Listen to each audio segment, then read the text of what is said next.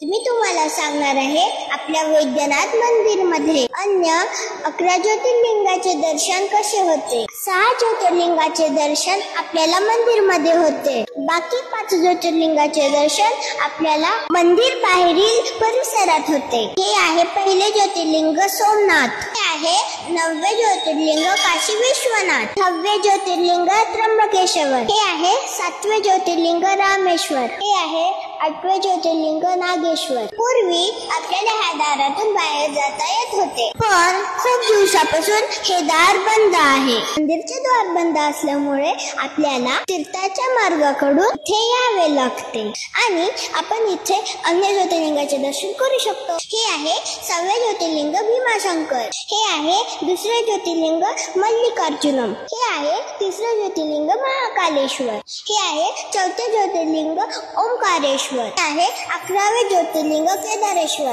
आणि अशा प्रकारे आपण वैद्यनाथाच्या मंदिर मध्ये 12 ज्योतिर्लिंगाचे दर्शन करू शकतो। हा व्हिडिओ आवडला असेल तर लाईक, शेअर आणि कमेंट करू शकता आणि अशाच आपल्या परळीतील माहिती पूर्ण व्हिडिओसाठी अकाउंटला फॉलो नक्की करा। लवकरच भेटूया पुढच्या व्हिडिओ मध्ये।